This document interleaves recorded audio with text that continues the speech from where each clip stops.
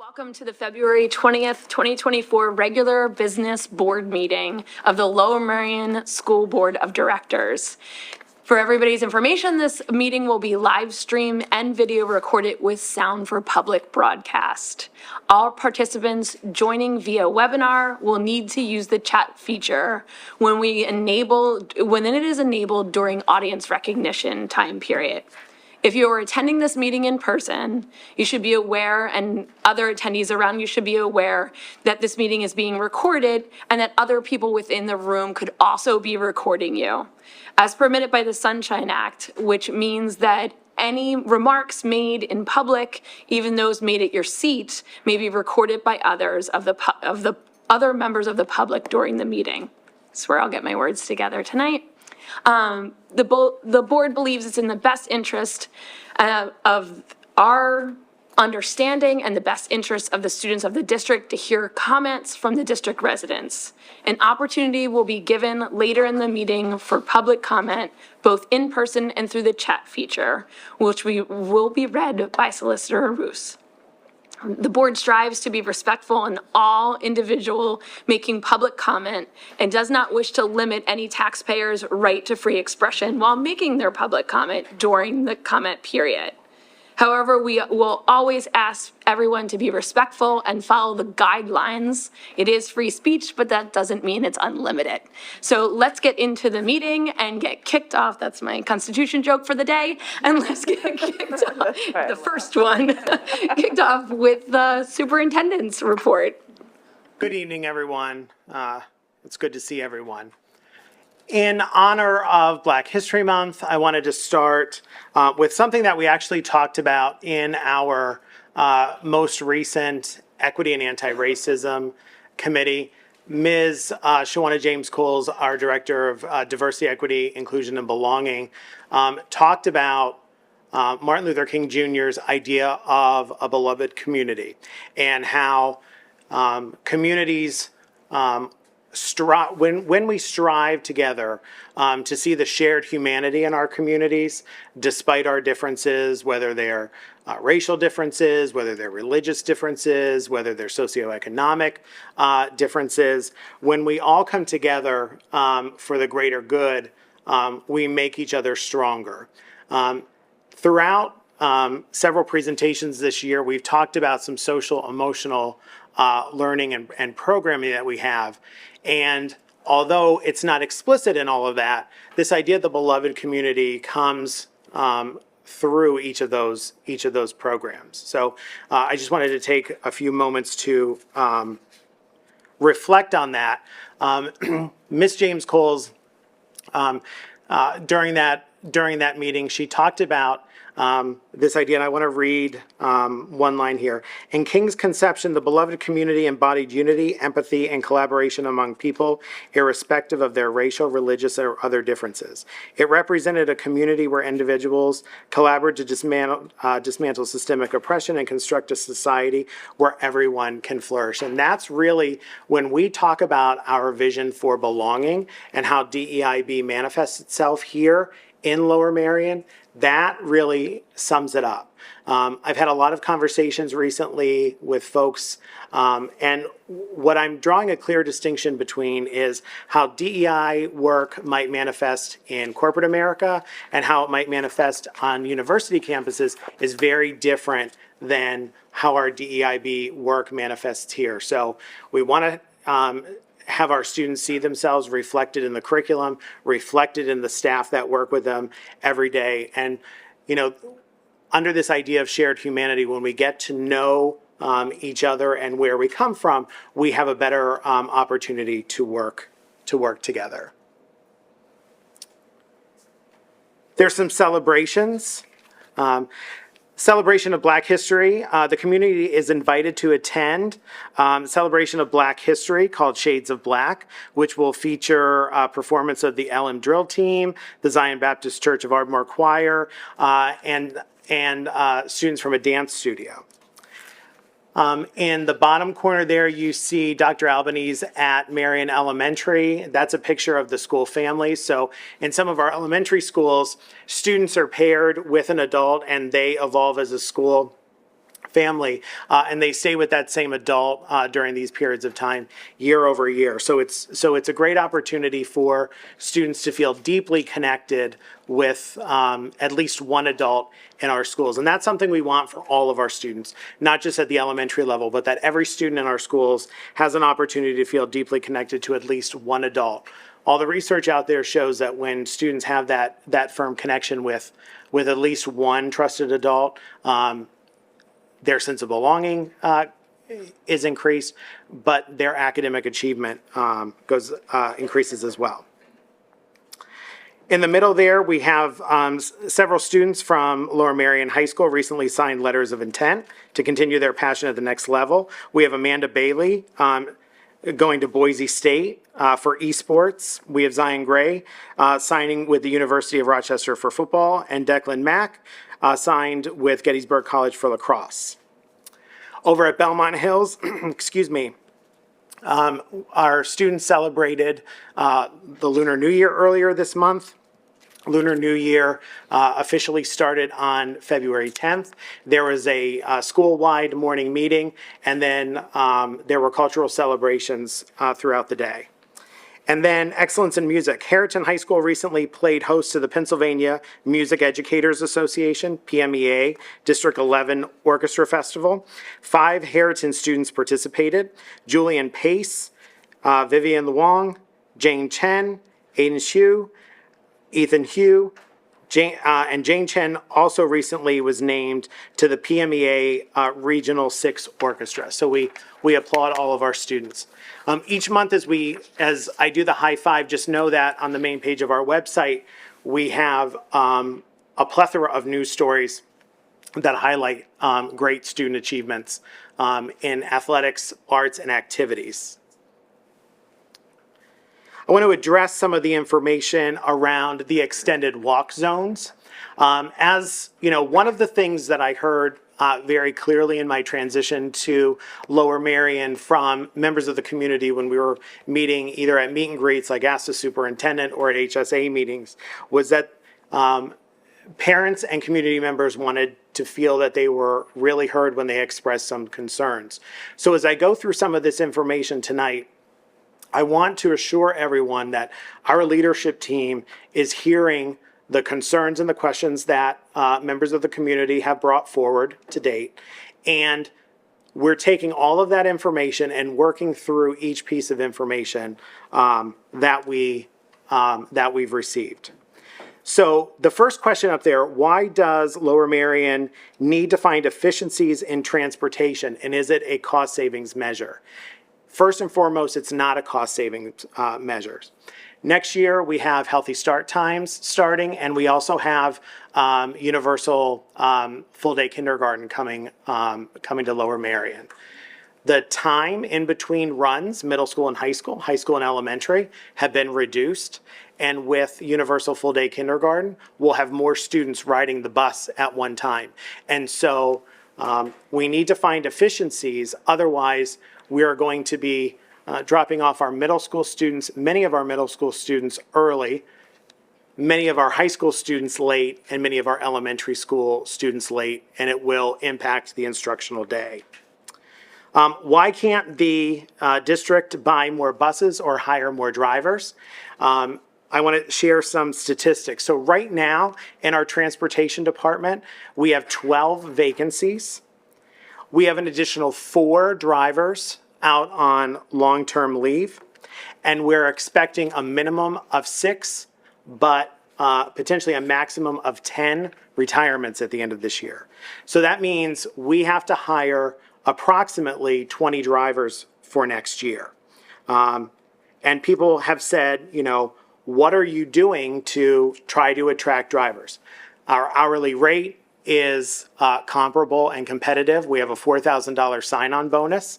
And unfortunately, there just aren't enough drivers to go around. And I know some people don't like hearing this, but Lower Merion is not unique. Every district right now is in the same situation where we're trying to find drivers. And when you go to private companies to contract out, those companies don't have drivers either. And we pay a premium because when we go to a company, we need them more than they need us. I've received the question that why are only Lower Merion High School students affected? And doesn't this change run contrary to our equity policy? So in Pennsylvania, the Pennsylvania Department of Transportation has the authority to designate routes to be hazardous.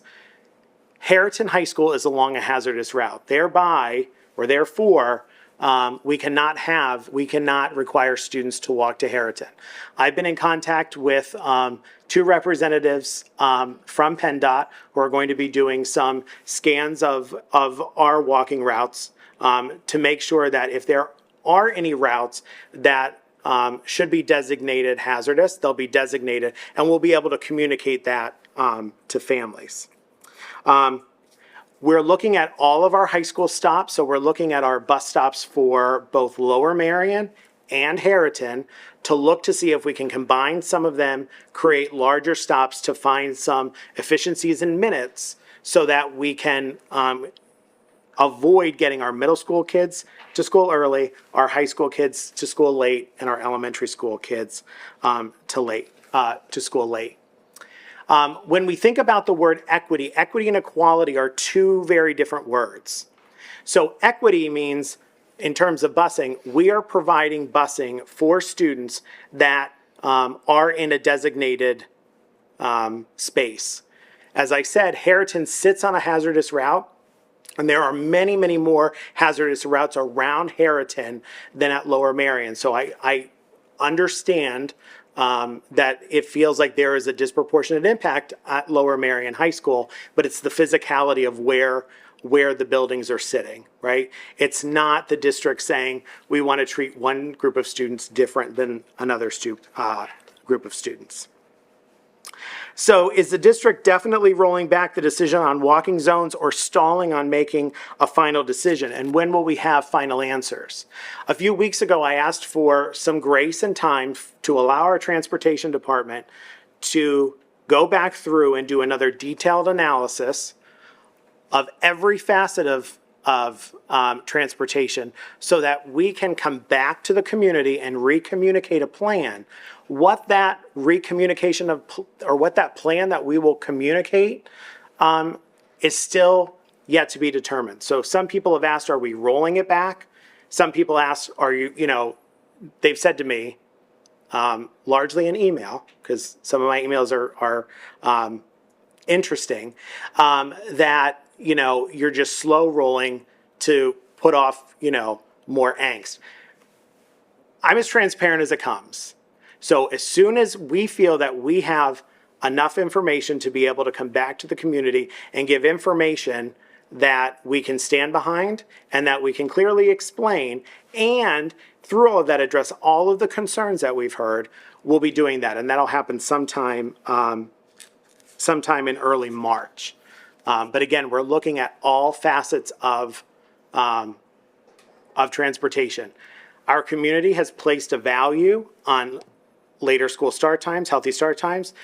Our community has placed a value on full-day kindergarten. So that means if we are to achieve both of those things, we have to look at how we're getting kids to school.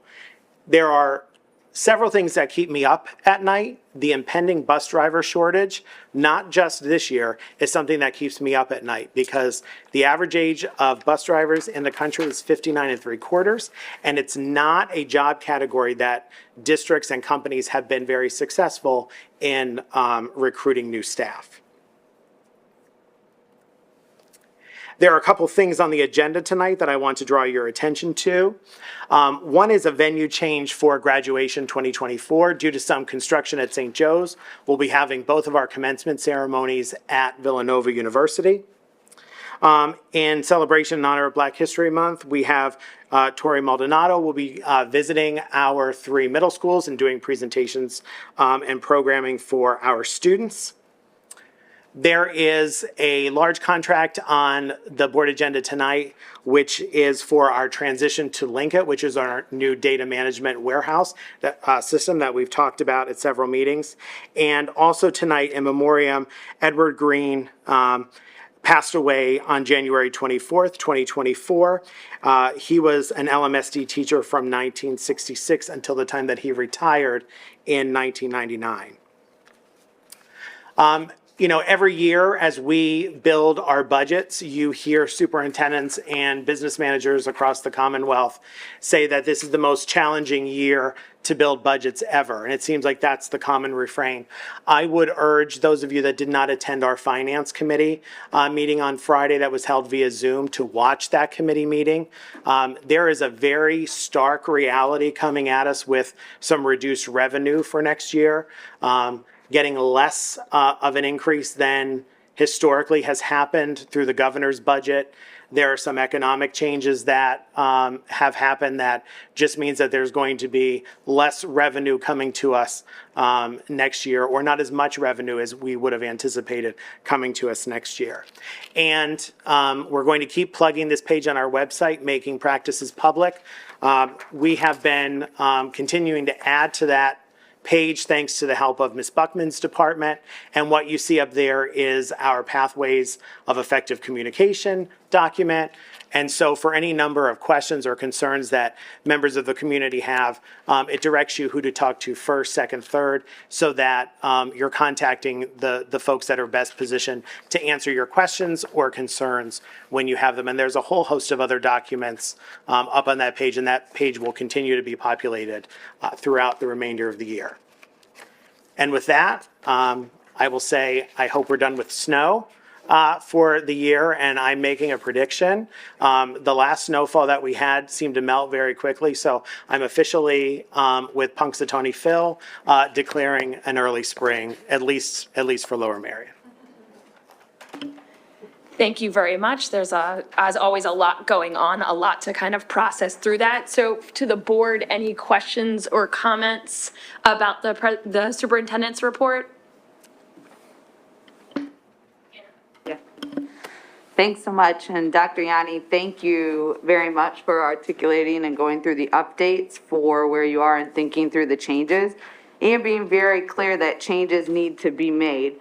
I wanted to just verbalize to the public that we are right where we expected to be. When we made this decision last year as a board to move forward with implementing start times in next school year, 24-25, it was because we wanted to give administration time to be able to work out any of these challenges that may make implementation difficult. And so I just appreciate the intentionality that the administration is taking on and working through the feedback and the timeline that has been intentional in providing information to the community in order to find out where there are pain points in order to come to a collaborative resolution to move forward for smart start times and full day K for 24-25.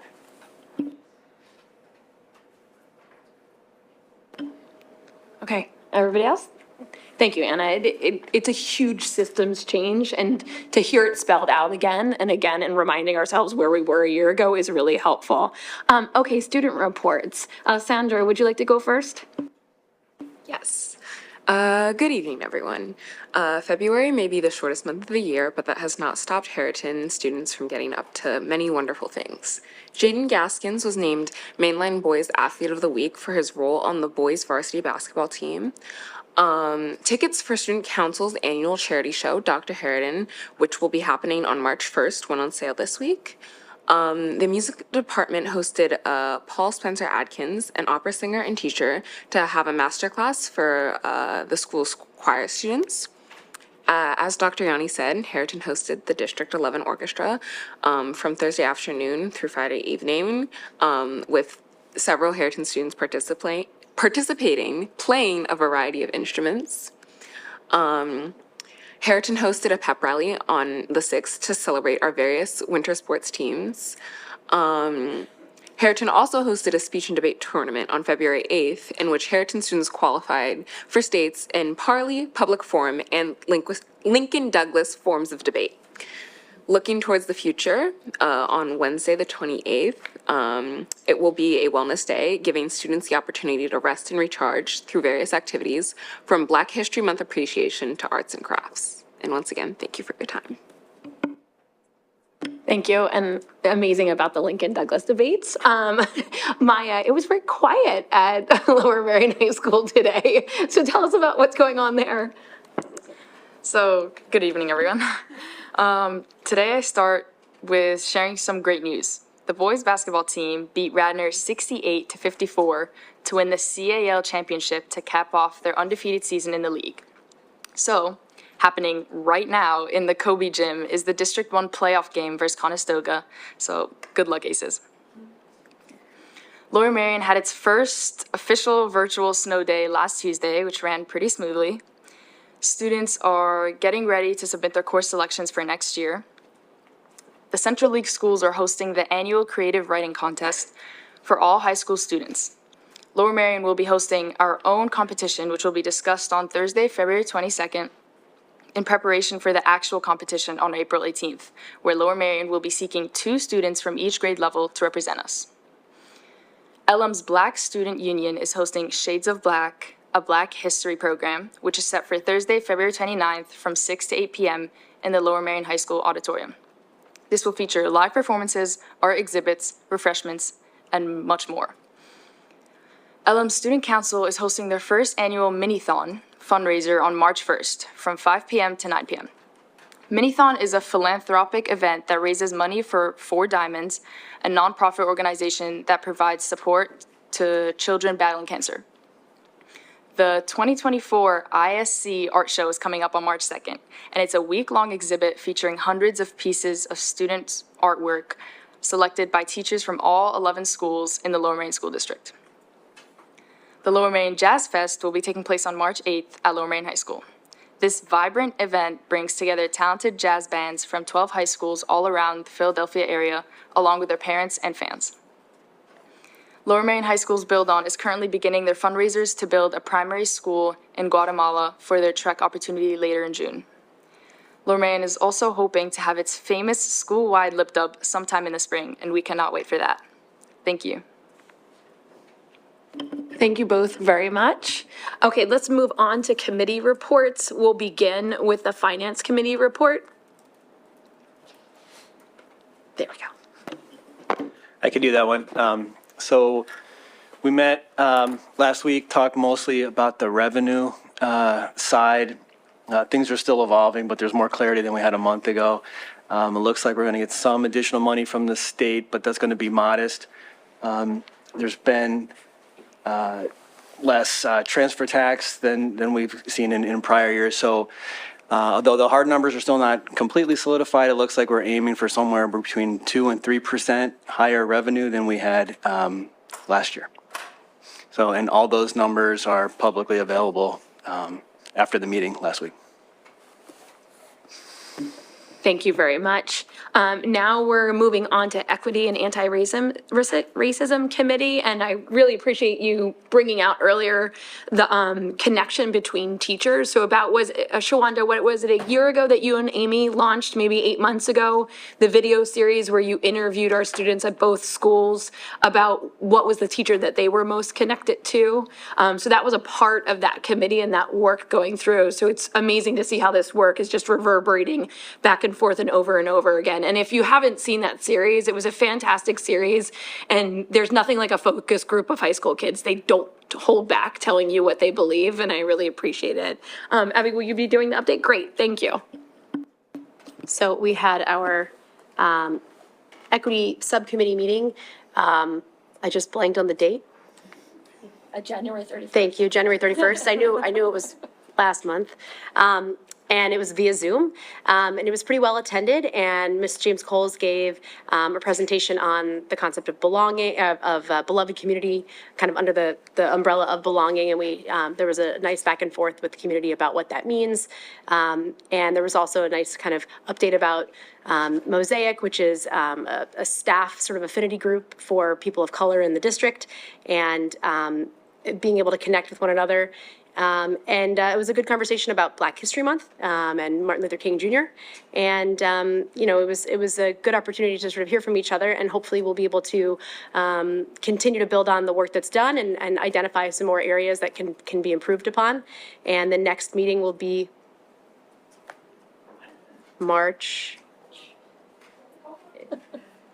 20th, is that wrong? March 20th. Via Zoom at 7 PM. Now for curriculum, let's see if they can remember the date they had the meeting in the next one. Who? Thank you, Sarah. So the curriculum committee met in this room on February 12th at 7:00 PM. We discussed two contracts, which were briefly mentioned earlier. Tori Maldonado coming in to meet with our middle school students for Black History Month, and then also the agreement for Linkit, moving our data warehousing to Linkit from Illuminate. And those, I believe, are also on the Finance Committee's meeting and summary as well. We then had two presentations.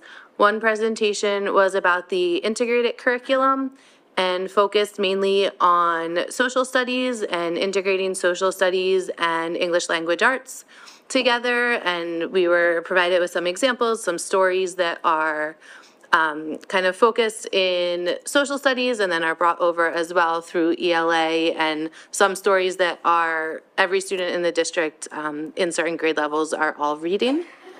So that presentation is available if you missed the meeting and would like some more information on that. And we also talked about PBIS, which is Positive Behavior Supports and Interventions. And that was a presentation by two of our elementary principals, talking about how PBIS has been working in their schools, and some school-wide approaches that they are taking and how that ties in with MTSS, which is the multi-tiered system of supports, and some of our district's next steps as far as implementing PBIS more district-wide. And that presentation is also available. Our next meeting will be Monday, March 11th at 7:00 right here in this room. Thanks. Thank you very much. And now Facilities and Purchasing Committee. So we met on February 15th, 2024 at 8:30 a.m. in this room. We discussed the list of bills was reviewed and we moved forward to the board meeting. The purchase report was also reviewed. In particular, we talked about a replacement boiler at the transportation facility that had an emergency situation. We also moved all the other items of the purchasing report forward as well. There was one boiler issue at Black Rock Middle School that we're going to further investigate to figure out whether or not it's our responsibility or the installer designer. And then we picked up the two district contracts, the Tori Maldonado. We discussed that as well as the Linkit from the curriculum committee. And then we talked about graduation as well, that it would be moving to Villanova. Our next meeting is going to be Thursday, March 14th at 8:30 a.m. in this room, and I encourage everyone to attend. Thank you, Jason. Let's go back a track. And on February 9th, we had a policy committee meeting. I knew we were all meeting a lot in the last 30 days. Anna, can you give us an update on what happened in policy?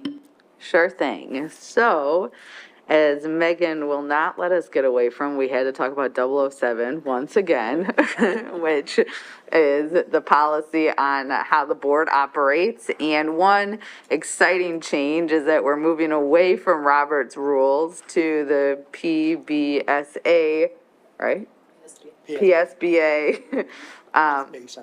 Which is based on Robert's rules, but it allows for a little less archaic of collaboration and communication amongst the board and the community to facilitate learning amongst one another. Curry can weigh in as our constitutional expert of the actual impact, but so far it's felt better. We also talked about policy 212, reporting of student progress and grading of student progress, and talking about how that will be implemented and changes that will need to be made also to how teachers are working to inform parents, and parents have line of sight into the shifts. And so we'll be getting more information on that. We spent quite a bit of time on the equity policy, as that's one that we have been working on. And just want to provide additional context here too, that this equity policy has been a long joint effort with the CARE committee, with community stakeholders and many other groups to curate the language in order to best represent the intention of our district and our community. So grateful to continue to iterate and strengthen this policy. That will be coming back for additional readings during the policy committee meeting. And I believe that was everything that we chatted about that day. Thanks. Thank you. And it's good to know that the change in following Robert's Rule of Orders came from a community member that suggested that the more we can discuss at the table and with everybody in this room, the better transparency that we have. So we really appreciate the suggestions. Now, for talking about everybody in this room, let's do audience recognition. So at this time, we will hear for public comment. If you would like to speak at tonight's meeting and you have not signed up yet with Ms. LaPere, please do so. For those of you joining via webinar, the chat feature will now be open and you will see a 10-minute timer appear on your screen. You can submit your comments and or questions via the chat feature. Please be sure to begin with your full name and where you reside within the district in order for your comment to be shared. And just for everybody in the room, we don't need to know exactly where you live, just generally what neighborhood that you live in, and you will be limited to 3 minutes. Kind of just clarifying the windows of opportunity. Okay. Mr. Ruse? Oh, sorry. Oh, no, Ms. LaPere, sorry. Okay, thank you. We have one student tonight, right? Just one? Okay. And that is Jasmine Chang. So you can go ahead first, and then we'll go to Alan Promer, Rob Brother, and then Michael Miller.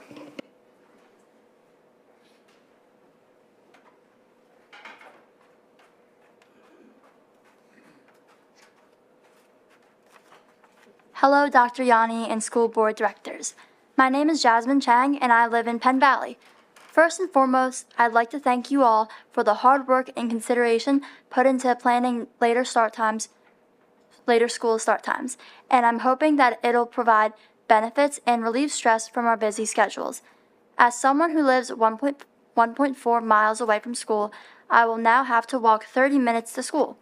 I'm worried about days when it'll rain or snow, carrying an extra backpack for sports, and the hazardous and narrow walking route along Montgomery.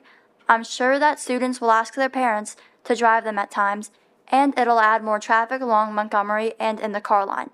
Please find a way to ensure that students will have safe walking routes, and the expanding walk zone will only occur as the last option. Thank you.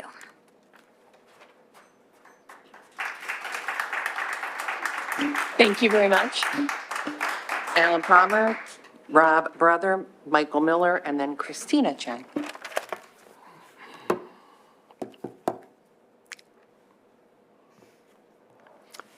Hi, my name is Alan Promer. I live in Wynwood in the Shortridge neighborhood, and I have a 10th grader at Lower Merion, and I want to thank the superintendent and the board for all the great work that you guys do every day.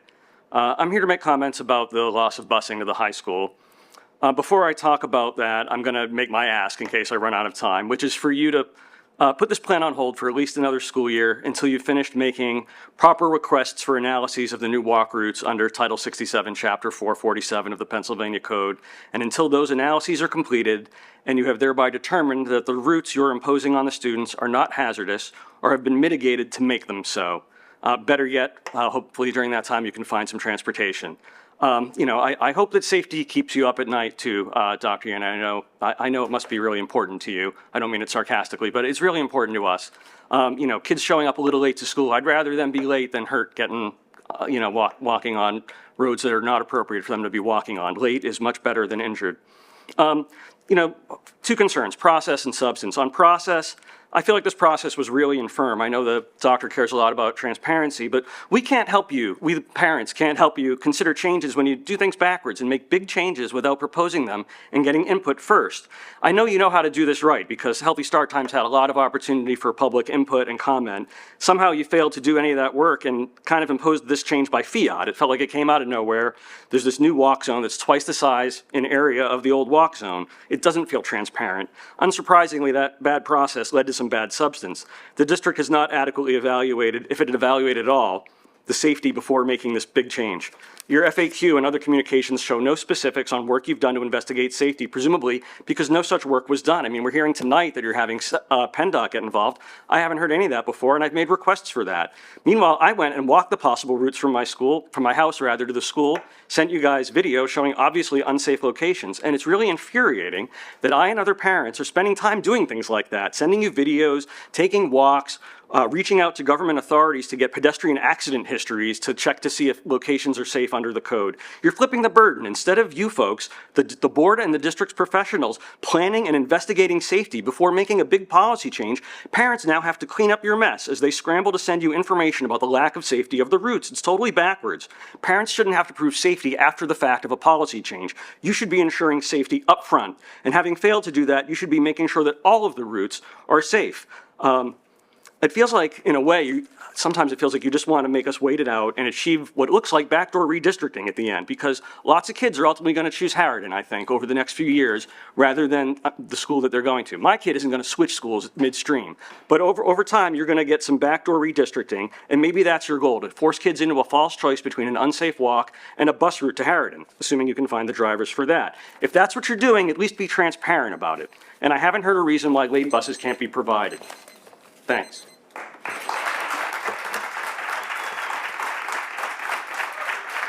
Thank you.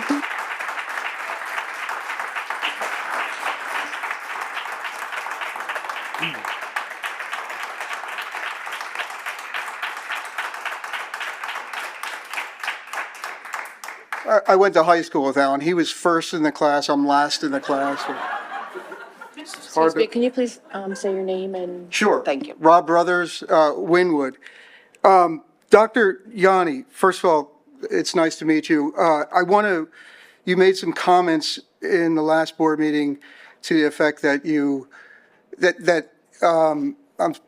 said people think of you as a robot. You're obviously not a robot. You also said that you like to think that our kids are your kids. And I think that's great. You said something, and I'm quoting, in order to make this work, basically all of this to work, we're blessed with resources. These resources are not endless, all true. And so there are some trade-offs. And that was a quote. And you were basically saying, you know, we had to expand the walk zone from 1 mile to 1.5 miles, but because of all these things. But my overriding point, and I'm going to narrow it to safety, is at the expense of safety. And so the district has a duty to ensure that every student in the district has access to education. However, if the walking routes are unsafe, there is no access to education. If a walking student in the expanded walk zone is hit by a vehicle, there is no access to education. I will not be that parent that gets a call from the ER that my child has been injured or worse, dead. And no parent should be placed in that horrific but yet possible scenario. Many reasons were given, but safety is always the #1 priority. Again, it's an equity argument too, and I say that meaning fairness. If there is no safety, there is no access to education. And I realize that PennDOT defines if the walking route is hazardous. And if hazardous, then bus must be provided. So I would appreciate a safety study contracted by PennDOT to investigate every walking route of every new walker in the expanded zone. We're talking about 500 plus new walkers. But I shouldn't be requesting this at a board meeting. Why were no safety studies initiated before the board approved the district expanded walk zones? Why didn't the district initiate safety studies? Excuse me. So Pennsylvania championed a federal program called Safe Transportation for Every Pedestrian.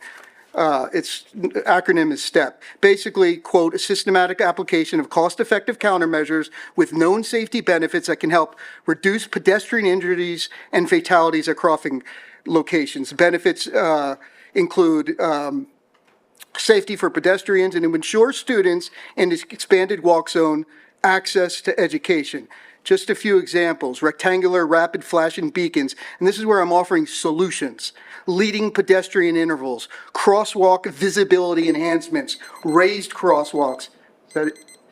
No, oh. Sorry. Sorry, all right. I have more. Thank you very much. You could-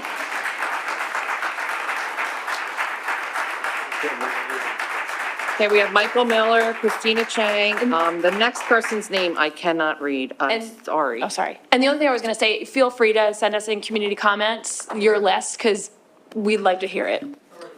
Then Matthew Gold. Good evening. My name is Michael Miller. I live on East County Line Road in Ardmore, the South Ardmore Park area. It is the last street in Ardmore in the new walk zone. I have a current 10th grade daughter at Lower Merion High School, Haley Miller, who's sitting right there tonight, and I want to share some of my concerns about the walk zone. Haley's walk will be 1.4 miles, 34 plus minutes, and that's on a good day. A few of my concerns are weather. We all know that the weather can be erratic here. We experience hot temperatures, freezing cold temperatures, snow, sleet, torrential wind, and rainstorms like we recently had. I'm concerned about the health and safety of our children in these conditions. I just imagine her starting her school day having just walked in a rainstorm, sitting in class, her clothes soaked, her hair soaked, her backpack and belongings soaked. No umbrella can keep a person and their backpack dry for a 34-plus minute walk. Does that sound like a good way to start a school day or the best condition to learn, take an assessment, or deliver a presentation? And the traffic. My daughter will be walking during rush hour to school with many cars not used to hundreds of students walking and crossing the streets. I imagine her being at the mercy of frustrated drivers late to work, pushing the limits, not slowing down through the crosswalk she may be crossing in. Is this something that our children should have to face and fear as they start each and every school day? But what scares me the most is the removal of the late buses. There will be no late buses in our area. With the new policy, the only option is to take the late bus that drops off on the other side of town, which clearly defeats the purpose. My daughter is a 3-sport athlete, cross-country, winter track, spring track, and with no late buses, she will be walking home alone at night in the dark for 34-plus minutes, 5 nights a week. She will be carrying her backpack, her sports bag, and other equipment. And after an intense practice and workout, a 34-plus minute walk alone in the dark can be daunting. Imagine being tired, alone, walking in the dark, holding a sports bag, wearing a heavy backpack on a routine schedule. That makes anyone an easy target for violent acts.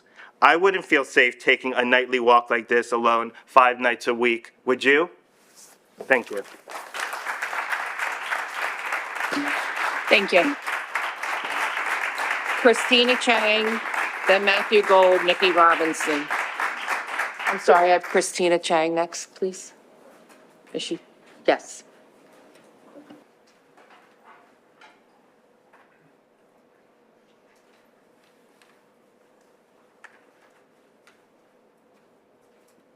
Hi, Christina Chang, Penn Valley. Good evening, Dr. Yanni and school board directors. There are many parents here tonight to speak about safety concerns over the expanded walk zone. Safety is top of mind for many of us. We've had a Lower Merion High School parent prepare vehicular and pedestrian accident maps that I've shared with all of you. Those maps look extremely concerning. But as we all live in this community, we all know that traffic and driving patterns along the major roads in the township are not good. Lower Merion's traffic safety officer shared additional information with us today about pedestrian and cyclist accidents along Montgomery Avenue, 1.5 miles east and west, and I shared that with you all today as well. There were 11 accidents east and west of the high school in the last 3 years. These are pedestrian and bicyclist accidents. So perhaps with this data, Montgomery Avenue may already be deemed hazardous by PennDOT once they take a closer look at this data. In addition, East Wynwood and Lancaster Avenue pedestrian accident maps look even worse than Montgomery Avenue. I'd like to address the process by which we got to this place. Healthy start times has been a discussion for at least a decade. I started personally following School District Matters in 2020, from Mr. Copeland to Dr. Mumeen to Ms. Schaefer to Dr. Yanni. I don't recall a single superintendent saying and telling the community that if we implement healthy start times, 500 Lower Merion High School students will lose bus transportation.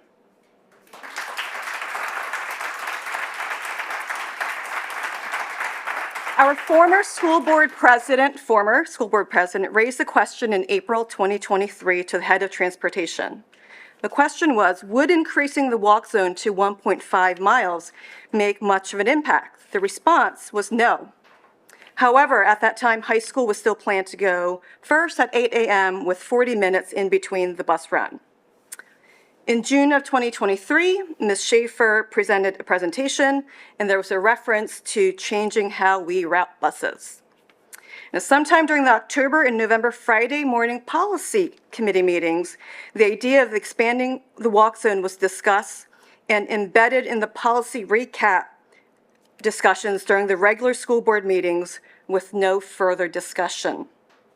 I first heard about the expanded walk zone during the December 2020 school board meeting and submitted a comment via Zoom in opposition. So we can debate if this information was properly communicated to the community or not, but the reality is that hundreds of parents in this community feel blindsided. We are very disappointed because we do not believe the school district and the school board adequately communicated what would happen to our students, 500 high school students. And some of you ran on a platform of transparency and communication. Thank you. We can do better going forward. Thank you.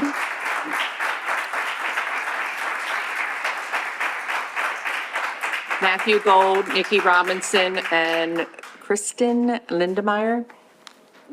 Thank you. My name is Matthew Gold. I live in the Shortridge area of Wynwood. I want to thank all the board members for their service and the school administration for members for its service. Like other parents, I am very upset by the walk zone. I did feel surprised to read about it in an email update where the subject line was update on start times in full day kindergarten. That was the first time I realized that there was this new walk zone in mid-January. I do not feel there's been adequate communication about this. There's been no community discussion. And I do feel that the policy is inequitable. If by equity we're talking about giving kids the same chance to succeed. I think about my family, which lives 1.4 miles away from the school, 1 block into the walk zone, or away from the edge of the walk zone, and the differences between what the experience my son will have in high school and someone who lives a block away. Someone who lives a block away will be able to take a comfortable, warm ride to school, maybe about 10 to 12 minutes, whereas my son will have like a 35 to 40 minute walk to school there and back every day, and basically negating any benefit, at least for us, for him, for healthy start times. There's less time for homework, there are safety concerns, walking across dangerous intersections, and I just think for the board, I just want to ask you, does this pass the smell test? Does that seem right to you that children should have to walk 35 to 40 minutes to school? Personally, as an adult, I'm happy if I can get some exercise each day, but that is not exercise. These are kids who are going to be stressed out, walking to school, having to take tests, listening to earbuds, crossing busy intersections. I really want to ask you to please reconsider this policy. Furthermore, I think we should ask why the burden of healthy start times in full day kindergarten fall on some families and schools more than others. Why the district has been unable until tonight to tell parents whether it has requested PennDOT safety reviews. As Alan mentioned earlier, I would like to know why this policy was announced without real community discussion or actual planning. Why weren't the walk routes studied and PennDOT safety studies done before this policy was announced? Safe transportation is a need. It's not a luxury. This district has many other things that it could prioritize, or that it is prioritizing instead of the safety of our kids. And I ask you just to think about your own priorities as people serving on the school board and as school administrators. And I ask you to put our children's safety first. Thank you. Thank you. Nikki Robinson and Kristen Lindemeyer and Kim Lippitz. Do you want to say that again? Nikki Robinson, Kristen Lindemeyer, then Kim Lippitz. If you guys want to line up over here, that'd be great. Thanks.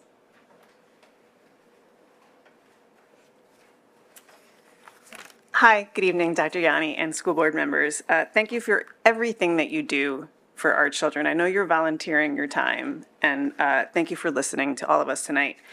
My name is Nikki Robinson. I live in Wynwood. We have 3 children in the district, 2 freshmen at LM and 1 6th grader at Blackrock.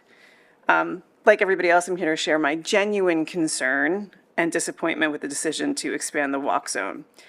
All of my concerns center around one thing, which is safety. So my first concern is the personal safety for all of our children. Our bus stop is on Morris Road and Ballytor. Morris Road connects Lancaster to Haverford, and it's considered a pass-through tertiary road by the township. The locals in Wynwood consider it a racetrack. A major agenda item on the October 18th Board of Commissioners meeting was the establishment of a sidewalk policy for the township. I'll quote from page 22 of that report, "Safety and access were key factors in identifying priority projects. Projects identified as high priority were generally located along neighborhood connector streets with higher volumes of traffic." On page 23 of the commissioner's report, they listed 14 of the highest priority roads that urgently needed sidewalks. The number one road on that report was Morris Road between Haverford and Lancaster. And the district took away busing on the road that the township deems the most in need for a sidewalk in the entire township. Students from Wynwood have to cross Lancaster at either Remington Road, Wynwood Road, or Church Road, all of which we know are absolutely terrifying intersections in a car. Forget being a child trying to navigate traffic and rush hour traffic. It's mind-boggling to me that we would ask children to do that. The second concern is emotional safety for children. I understand the healthy start times is a very complicated one, but you're asking children who are already stressed out about academic, sports, and extracurriculars to stress about keeping themselves safe while walking to school on time twice a day, every day. My third concern is for the safety of our children's development. So I am the director of anatomy education at 2 medical schools in the area. So what I do for a living is I look in bodies and in imaging at spines. That's what I do all day. So I see what load does, I see what repetitive movement does, and I brought 2 studies with me that I'll happily leave and share.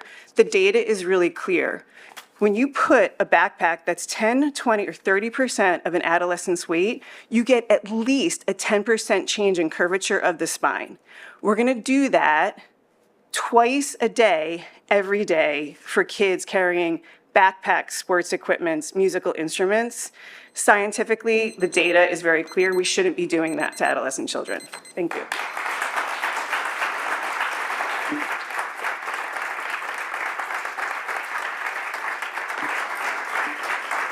I think it's Kirsten, Linda Meyer, Kim Lippitz, and then Sally O'Terran.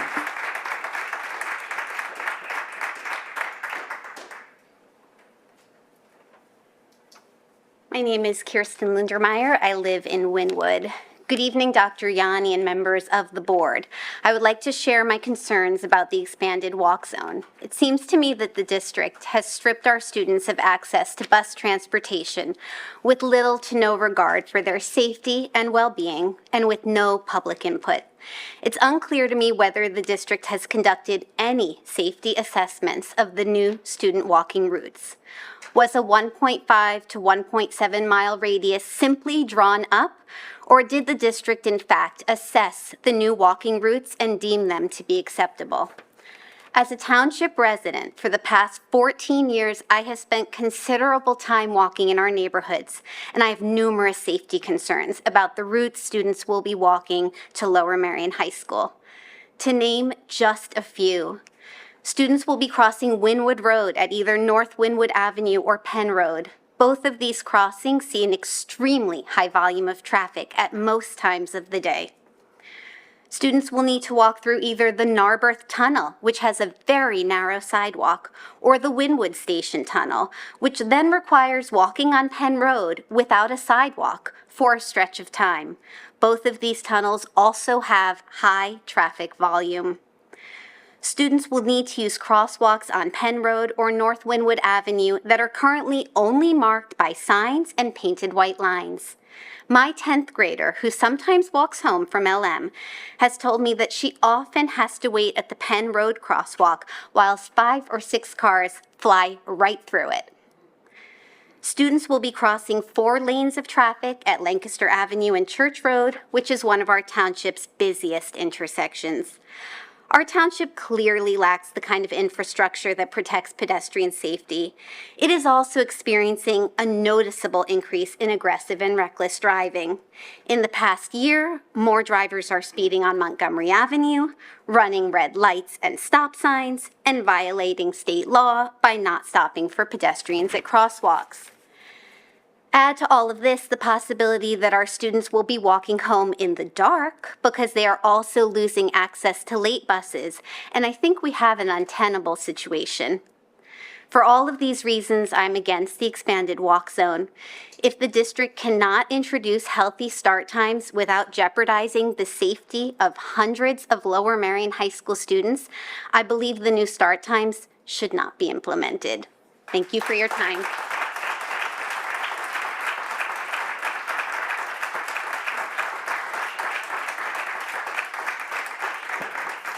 Thank you. I'm Kim Lippitz, and I live in Narberth, and welcome to the new school board members, and thank you to the old school board members, and hello, Dr. Yanni. So I just want to start with something that someone wiser than me said. There are things that the school district shouldn't do, and there are things that the school district can't do. When the district does things it shouldn't do, stakeholders are left to figure out what it can't do.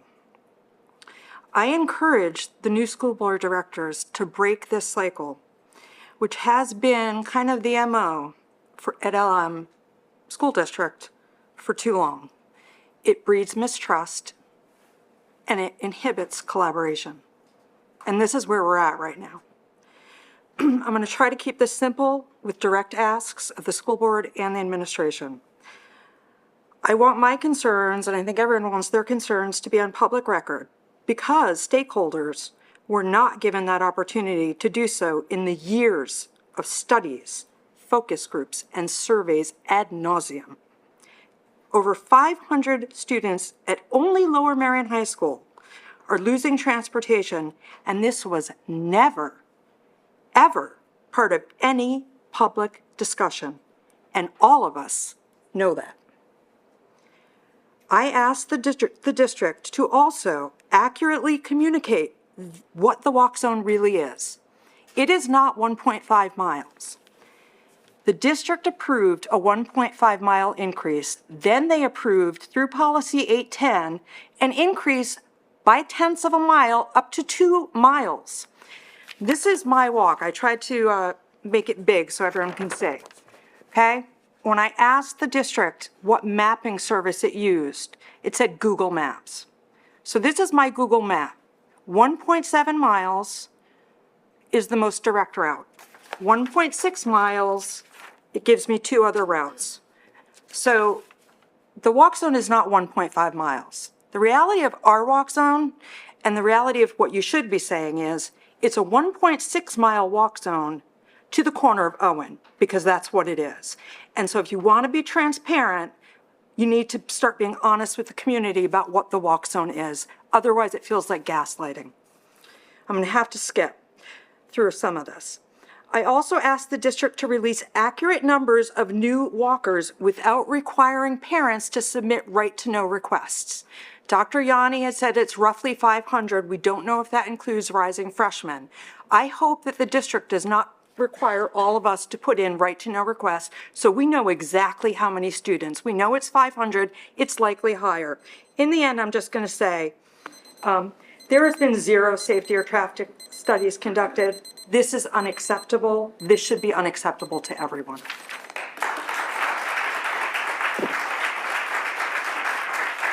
Sally Otero, I think it's Yumi Banco, and then Steve Philippone.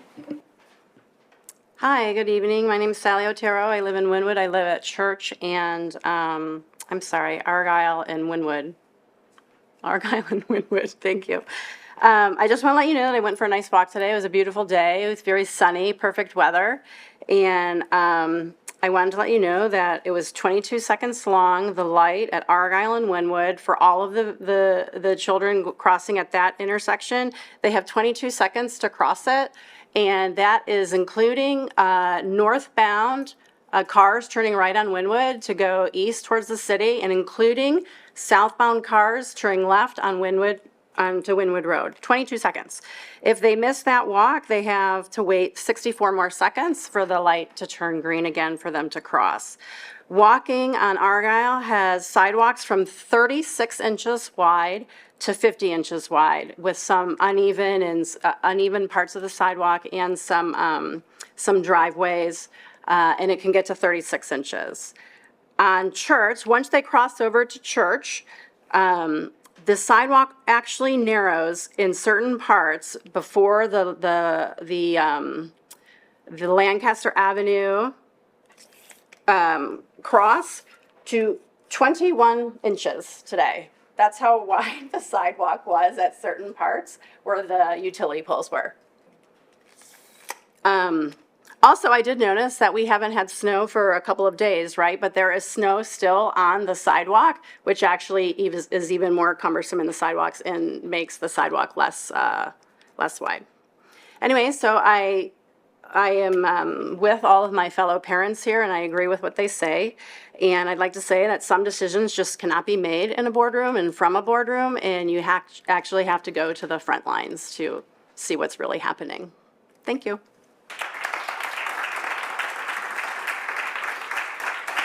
Mr. Bankold, then Steve Philippone, and Ruth Jenkins. Did you say Steve? Yeah, could you say that again? It's hard to hear. All right, Bankold, Mr. Bankold? There we go. Yep.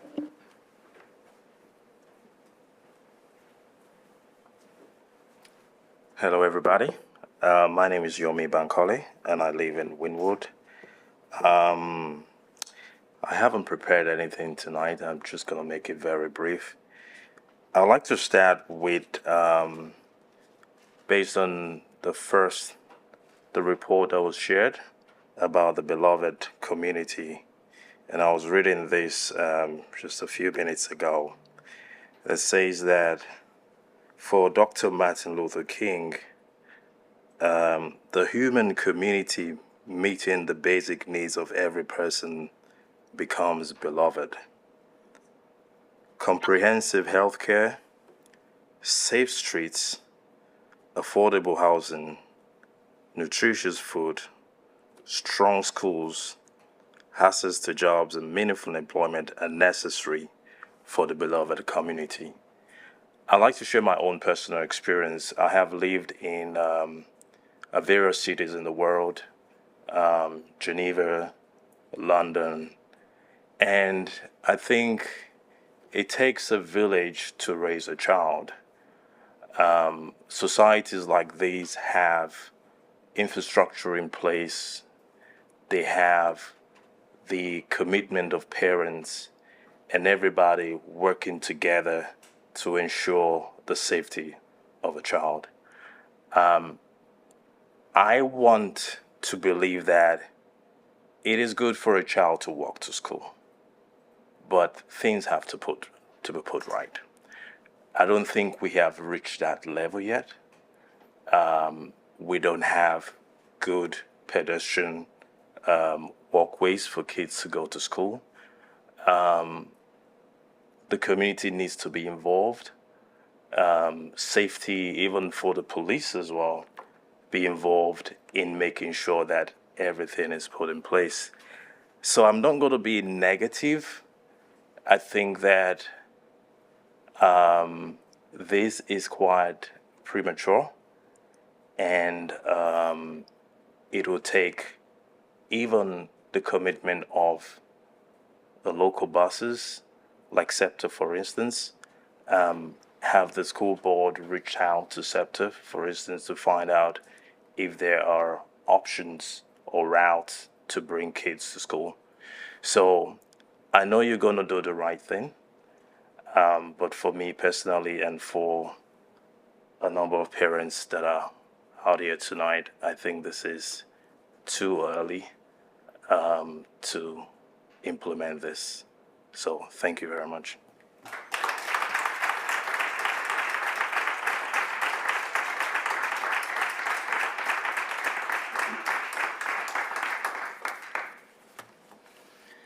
Hi, my name's Steve Philippone. I live in Penn Valley. I spoke last month, and some of this might be repetitious. I believe that this is redistricting without all the hoopla.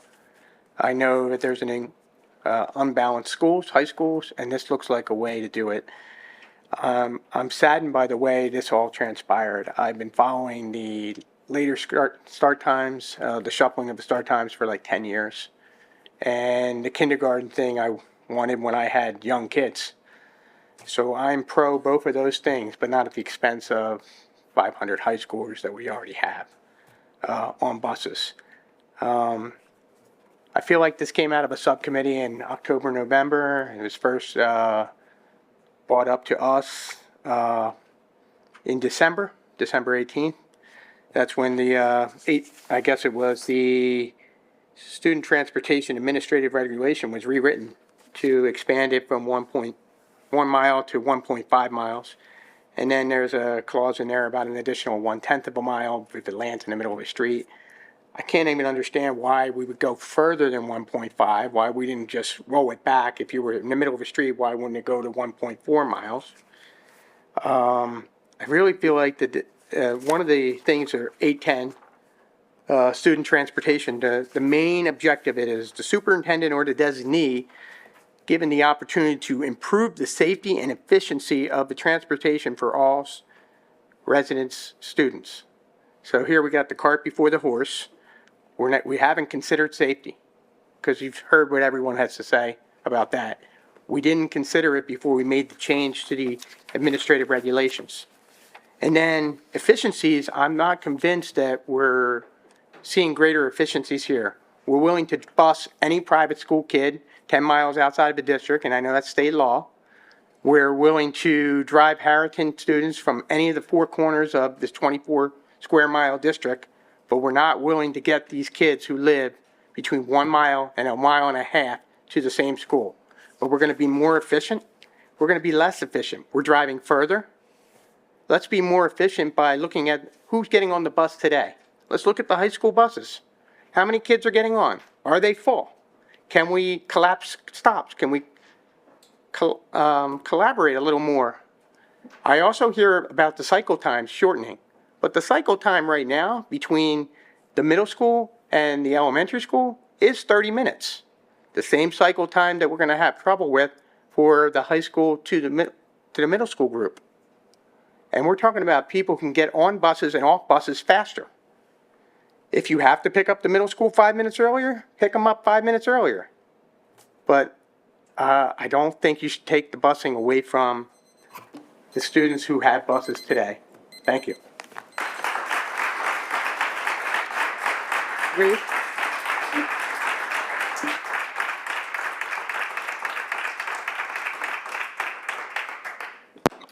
Ruth Jenkins, Wynwood, PA. We have a dilemma here. Be careful what we wish for. But when we talk about a beloved community, you really want to think about the safety of our students who are walking to school. Lower Merion, I live right off, this is my community. This high school is my community. I live right next door. Montgomery Avenue has become a speedway.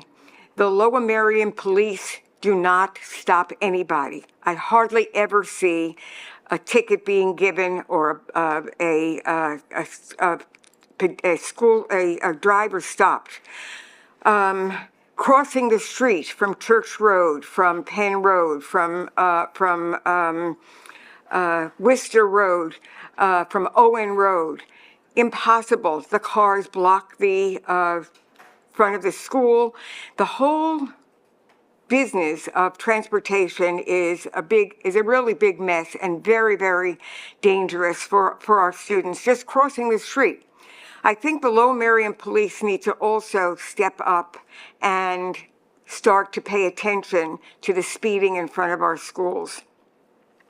The lottery that students get, there's a lottery for driving students.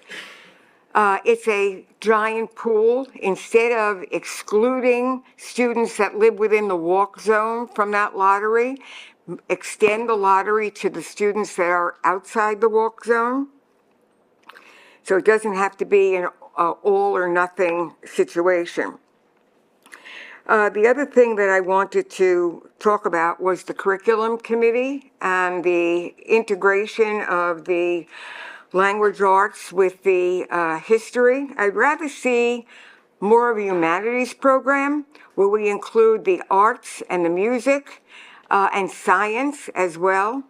When I taught world history, I made sure that my students, when we were studying the Dark Ages, they did illuminated manuscripts. When we did the Middle Ages, they read Shakespeare. And when you are teaching American history, you have the tie-in with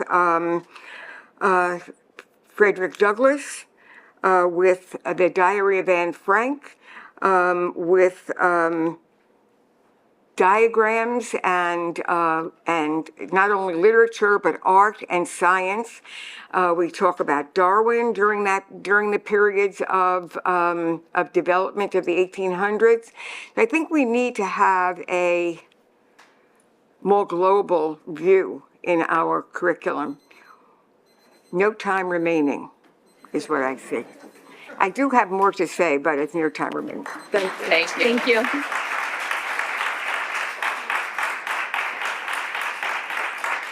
That's all of the in-person, Mr. Roos. Good evening, everybody. We have about 11 comments in the chat. I'm sorry, I couldn't read your name. Okay. Where you reside within the district. Hold that thought. Back to the podium. I am sorry, I couldn't understand her writing and she didn't have where she resided in the. Okay. I didn't know where we were going to read the name. Good evening, everyone. Good evening, Dr. Yanni, and member of the board. I'm Maria Vaccaro. I live in Narbet. I have a 10th grader here in Lower Merion High School. So I'm a little bit upset about this plan. And while the Smart Time plan was very transparent and parents were very involved with email, communication, survey, and more, I'm wondering why this workable zone was not shared the same way. Why parents were not involved more. Parents put a lot of trust on everyone here, but, sorry, I need to put my glass actually. I feel like you didn't share the full plan, actually. This plan should be included on the Smart plan too. So I'm just wondering why it was not included with that one and why parents were not more involved on that decision. I feel I did the survey, I did everything, and I put all my trust on you. So, but I didn't know that in the shadow there was another plan coming, and we were not aware about that plan. So I cannot imagine my daughter working Lower Merion High School every day with all the weather and season for several reasons. But the first one would be the safety, of course. Some streets like Narbet Tunnel, Winwood Road, Winwood Avenue, Montgomery Avenue are hazardous and not made for walker. So I'm like almost mature 50-year-old woman. I try to do that work. And I assure you that it was not always possible to work safely on that road. So I remember watching the April 22 committee meeting, and Mr. Vivsin said that high schoolers should be mature enough to work on this road. I'm not sure familiarities with that age range and the crazy decisions they can make when they want to go fast to somewhere or I work with kids of that age range, and I can say that they don't always decide to make the right decision. I talked today with Mr. Santofante. He is from the traffic study supervisor from PennDOT. And he said that Montgomery Avenue and Lancaster Avenue are definitively two major roads. They will need an assessment.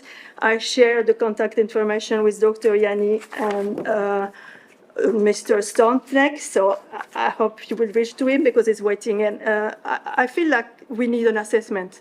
I don't feel my daughter should just walk on this road, and it's not safe. You all know. I'm sure you know. You've been there. So Thank you so much. Thank you.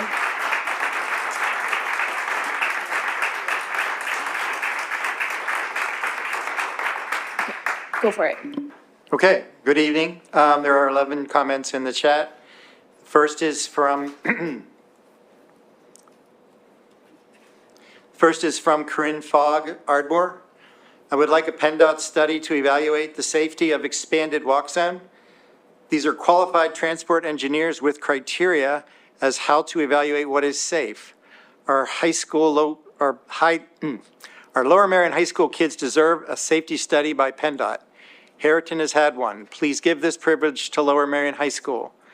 I request a PennDOT study. There are many pedestrian accidents along the routes according to Lower Merion Police Department and PennDOT. Thank you for your work on this. Marissa Prelak did not state where she is. No, that's somebody else. No, she's in there later. I'm going to come back to that. If Marissa Prelak can put her, I don't know if she's able to put her address. Balakinwood, okay.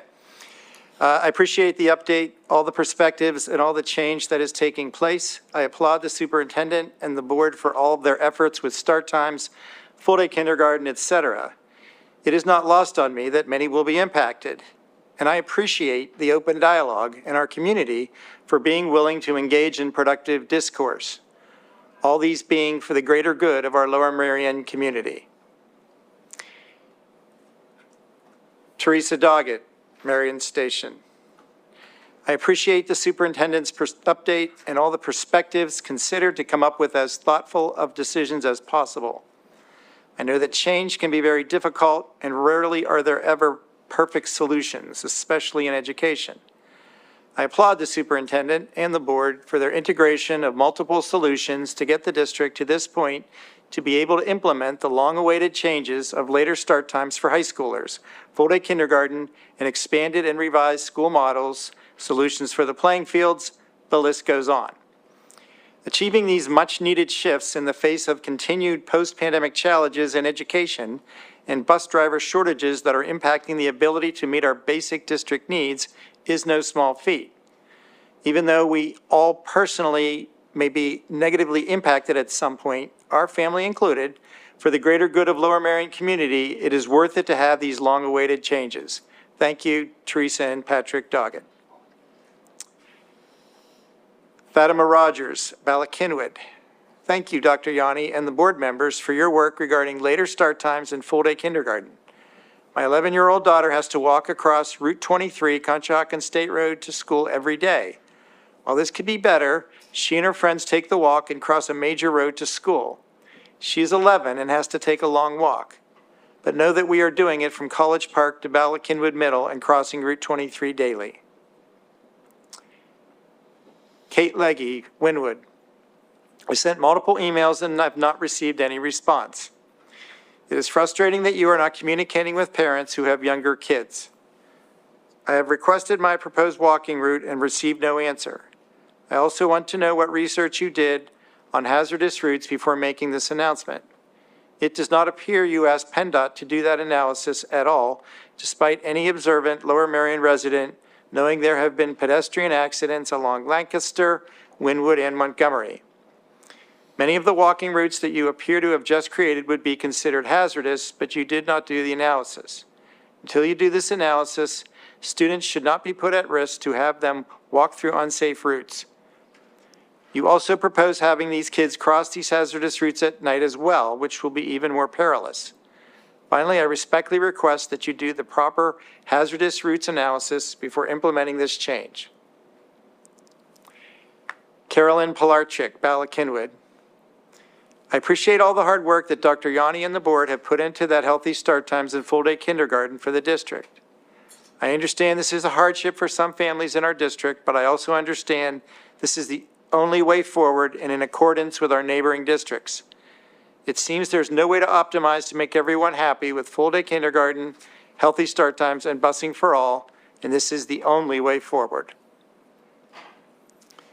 Jennifer Beal, Wynwood. Thank you for passing and implementing healthy start times. Our family with kids in high school, middle school, and elementary are excited. We are upset to learn about the new walk zones without information, research on hazardous nature of the walk zones. They do not feel safe or equitable considering the walk zones near Harriton. Safety should be the utmost priority. I agree that this feels like backdoor redistricting. It is crazy that we will offer busing to Harriton and private schools, but not to these students with over a 30-minute walk and sometimes in the dark.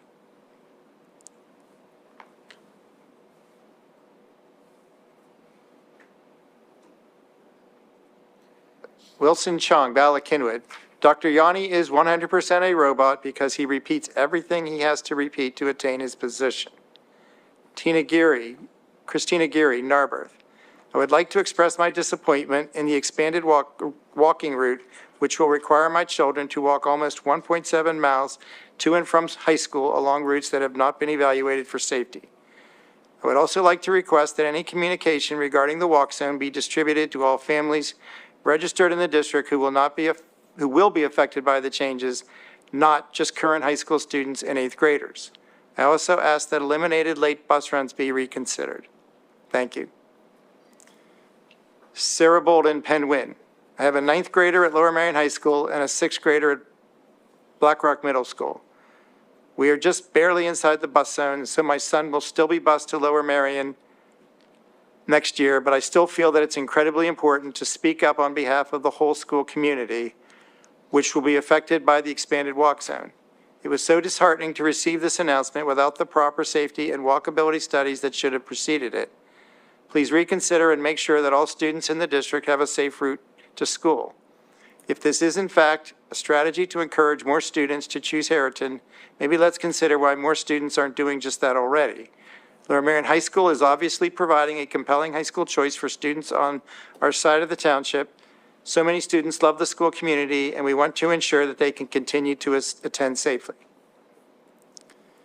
Miguel Vescovaci, Bala Kinwood. My daughter is a ninth grader at Lower Marion High School and will not be affected by changes by bus routes. However, after looking at data from PennDOT, I have noted that Wynwood Avenue, Lancaster Avenue, and Montgomery Avenue are particularly dangerous for pedestrians. The intersection of Penn Road and Wynwood Avenue was found to have 5 collisions involving pedestrians during daytime hours. So my questions are, if safety studies were completed before expanding the walk zone,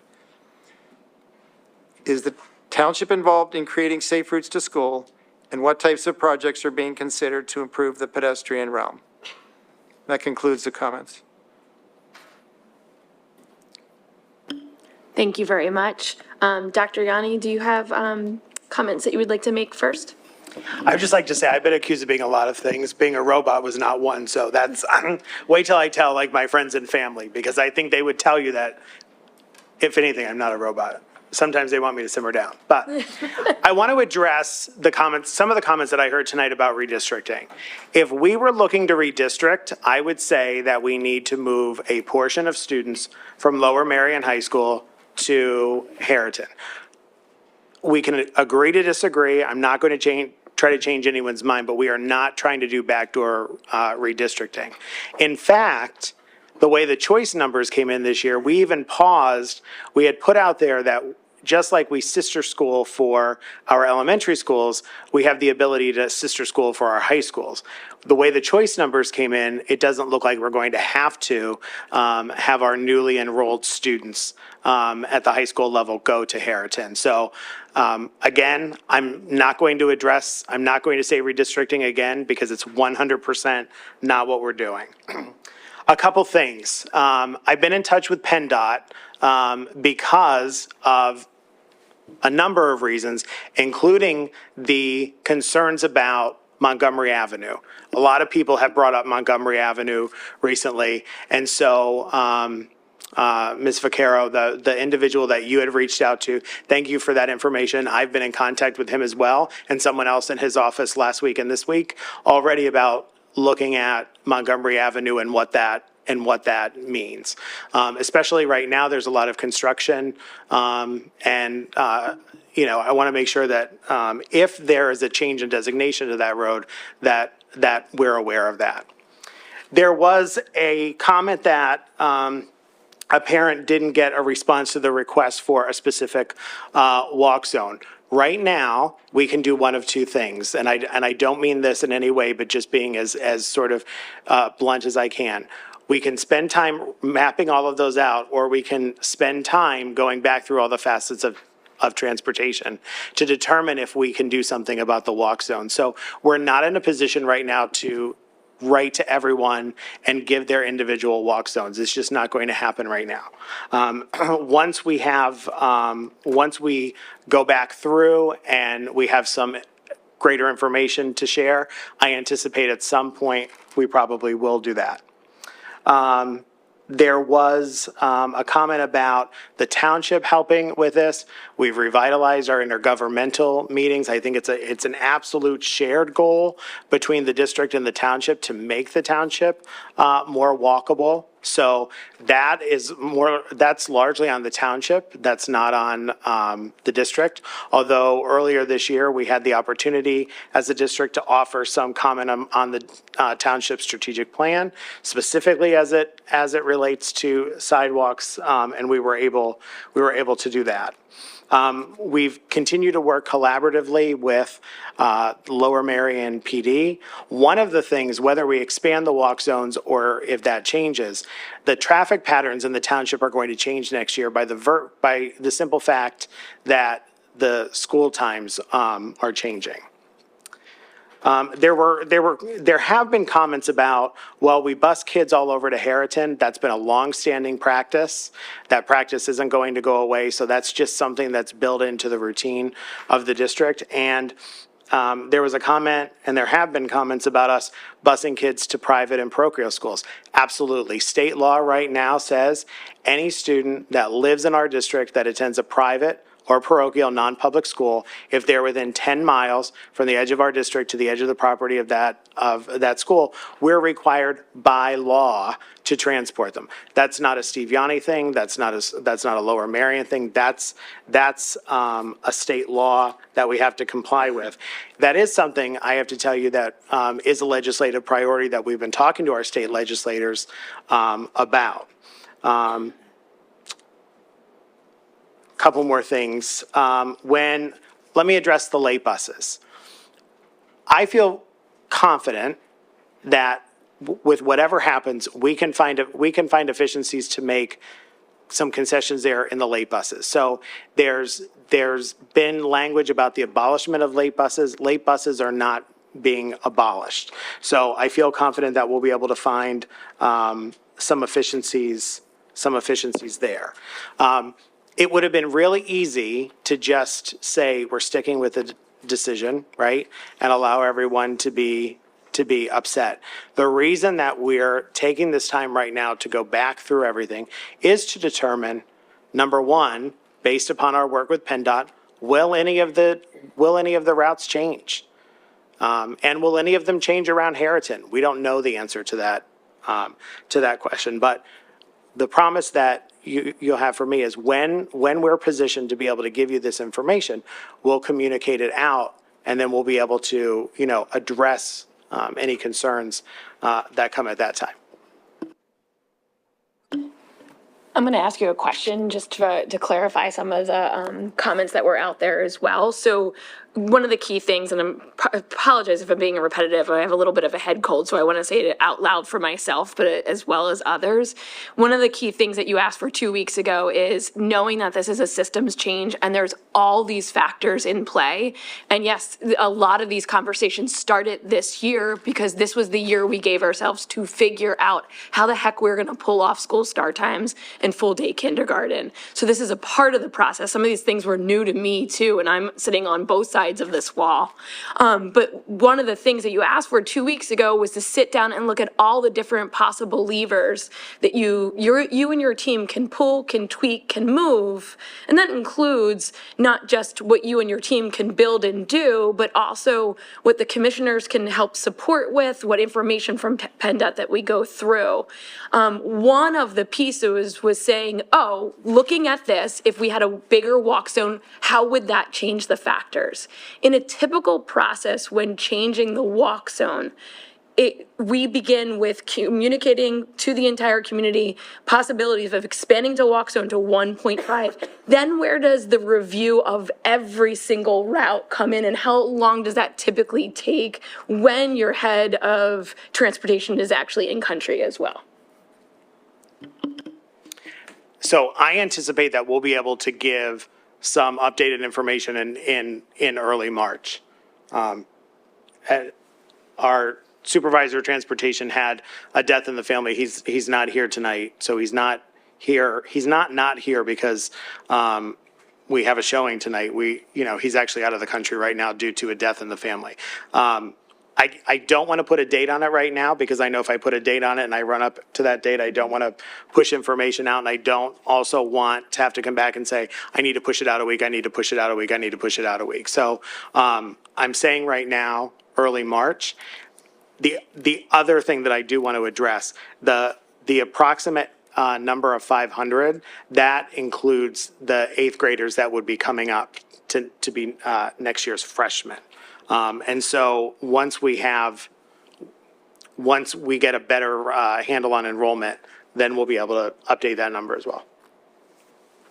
Got it. So throughout this conversation we've had with the community, probably in the high point of the last 6 weeks, we've been getting information in, reviewing that information and putting the pieces together, as well as doubling down with the research that we need to do to understand what areas are safe and what's not safe, and as well as walking the routes and seeing for ourselves, because I do believe that's really important, because it feels different when you walk 34 minutes in the rain. As we go through this process and we look through these pieces, are there any, what other factors or information, like if somebody comes up with a completely unique idea, and like Guy in the audience that had the list, should they just send them into community comments? Because this is something that as we've been talking through it, people have been coming up with unique ideas.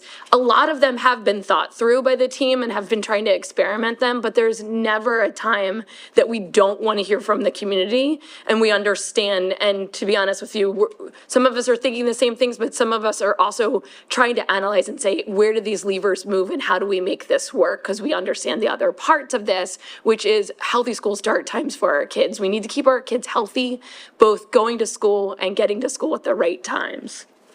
So any ideas that people have, feel free to reach out directly to me, or you can send it in via community comments. Emails that come directly to me, I just want to go on record as saying, and many of you in the audience know that you've gotten a response from me even on the weekend when you would have gotten my out of office response.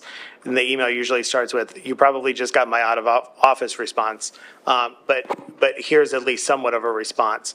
If it comes in through community comments, the board sees that, and sometimes Ms. Buckman responds to those, sometimes I respond to those, depending upon who sees it. But if emails come in directly to my email address, I'd be happy to entertain any ideas that people have. One of the things that drew some ire in one of the communications we put out, we said we were looking at taking some high school bus stops and combining them into large bus stops.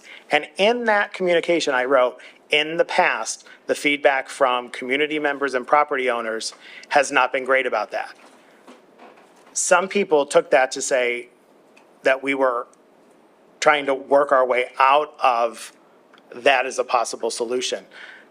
No matter what we do, there's going to be somebody unhappy. So if we create larger bus stops, we need places for that to happen.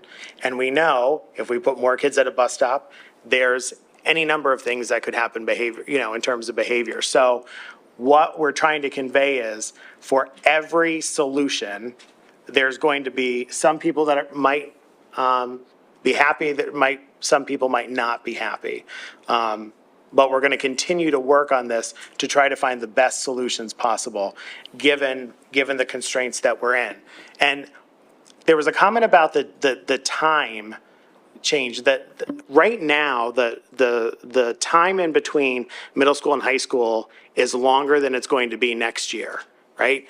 And so having it so that the high school started at 8:30 and that elementary ended before 4 o'clock, there's only so many hours in the day. And I'm promise you, I'm not saying that in a smart way. So we're trying to look at, if we can find efficiencies, how do we make those bus runs work?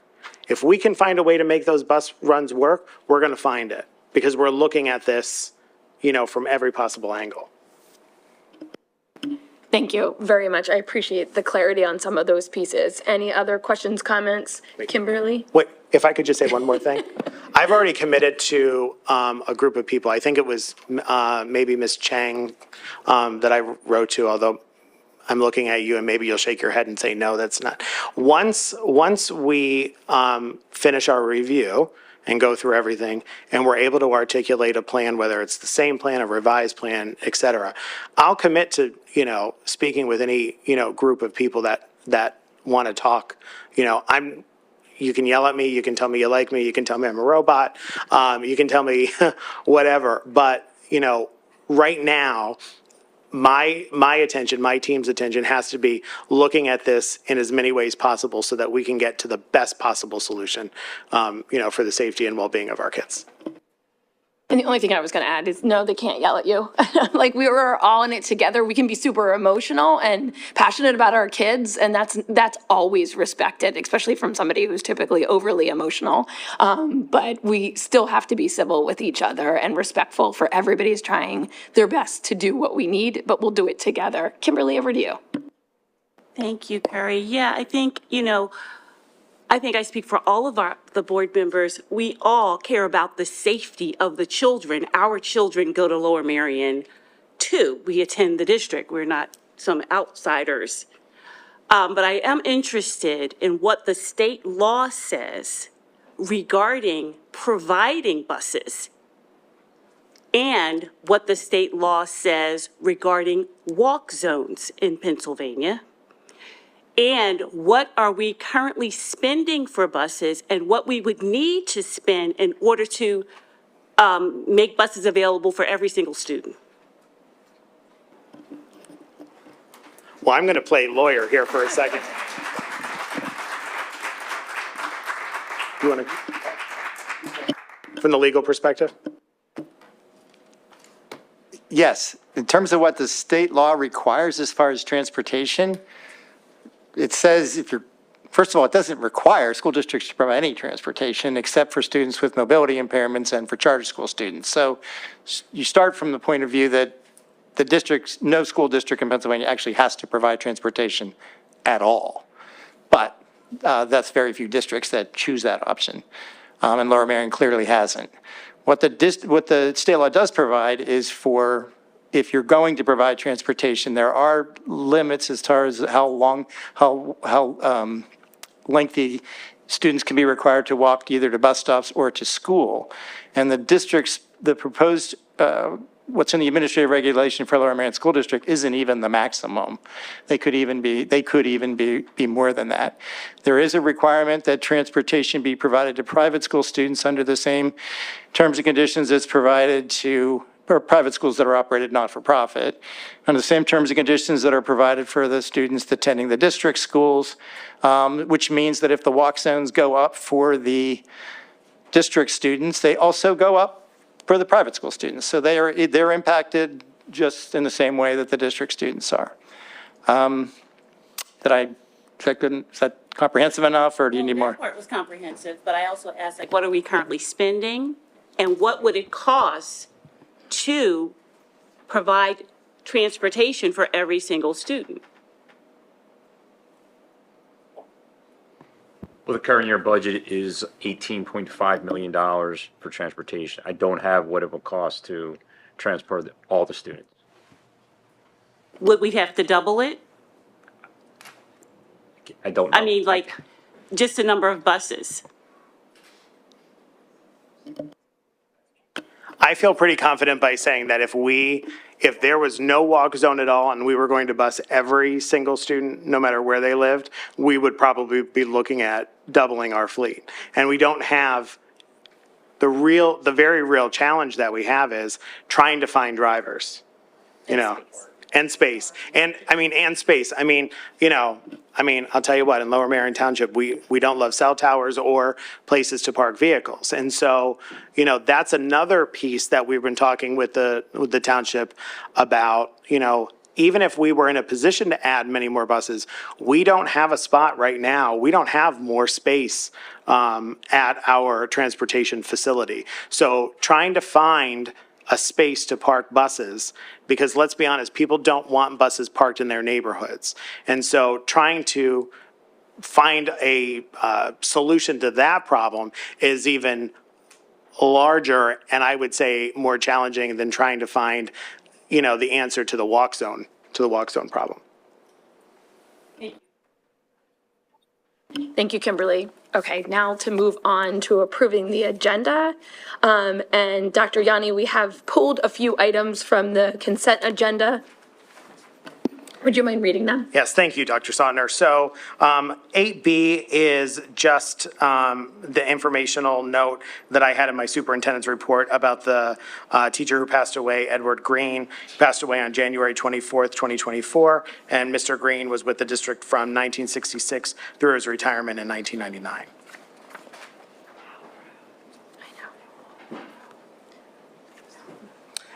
The other things that we pulled from the agenda for tonight was the list of trips. The only reason we pulled those, there's no issues with the trips, but it's not something that we reviewed in committee. So everything, or the majority of everything else on the agenda are things that we run through committee. There are two other items, one being the boiler at BlackRock. We're still working with our legal team to determine if some of that responsibility should be on the designers and installers. And we're asking still for approval of that tonight, but we may have some relief there. And also just the change in venue to Villanova University, given that that's a change from past practice. We can do them all as one. I think we can, I'm comfortable if we approve the consent They agenda. could just go under consent since you reviewed them. Yeah, yeah. Yeah. Are there any questions from the board? I actually have one about the venue. I'm just curious if other places were explored because it seems kind of expensive. So it's a little bit, it goes back to that, we need them more than they need us. And given the size of the graduating classes, particularly for Lower Merion, that Villanova was the best venue to be able to house everybody. They were also limited, I think we wanted an indoor venue because of issues that had happened. You also wanted transportation and something that was relatively close as well. So it was kind of limited on that as well. I will tell you, to the credit of our high school principals, they did still try to make St. Joe's work. There was just no way with the construction that we would be able to have an uninterrupted ceremony and be able to have, as many parents and guardians and caregivers there. So we would have had to drastically limit the number of attendees. Last year's, there was standing room. People were sitting in the steps. They were sitting for Lower Merion High School. We needed a large venue. And also it was the time when the smoke was happening. So being outside was not a good idea. Hopefully that won't happen again, but just inclement weather and things that you can't plan on.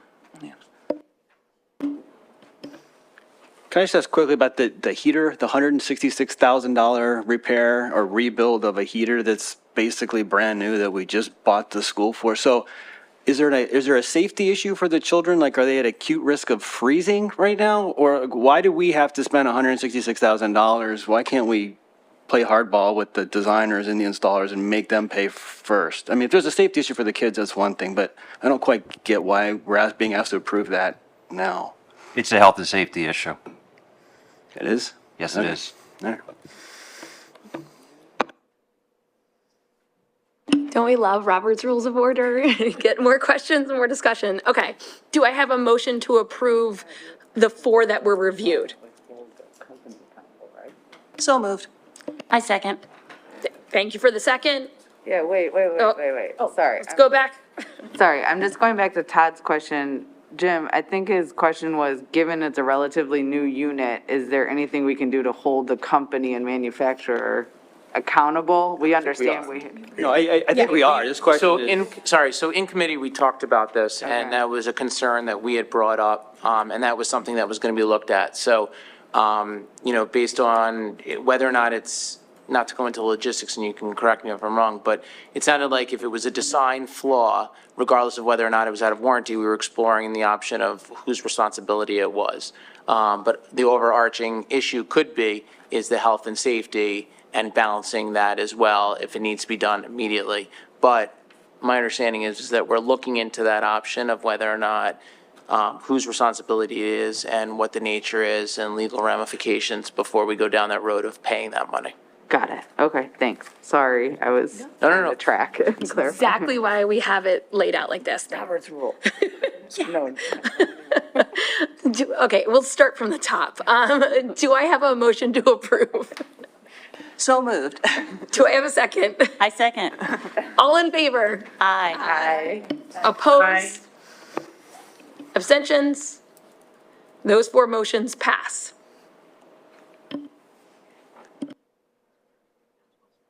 Sorry. Mr. Ruse, can you please give a report on the Sunshine Act? Yes, there's only been one executive session since the last regular board meeting. That was held tonight before this meeting, and the executive session topic was collective bargaining. Upcoming board and committee meetings will be held in the boardroom unless otherwise noted. The next one is March 18th. The regular business board meeting will be at 7 p.m. Committee meetings will be recorded and live streamed on Wednesday, February 28th, Communications Committee meeting at 7 p.m. via Zoom. Friday, March 8th, Policy Committee meeting, 8:30 a.m. in this board meeting. Monday, March 11th, Curriculum Committee at 7 p.m. in this board meeting room. Thursday, March 14th, Facilities and Purchasing Committee meeting, 8:30 a.m. in this boardroom. Wednesday, March 20th, I'm going to stick with it for now. Wednesday, March 20th, Equity and Anti-Racism Committee meeting will be 7 p.m. via Zoom. And Friday, March 22nd, Finance Committee meeting at 7 p.m. via Zoom. There being no further business, this meeting is adjourned. Thank you all. Thank you.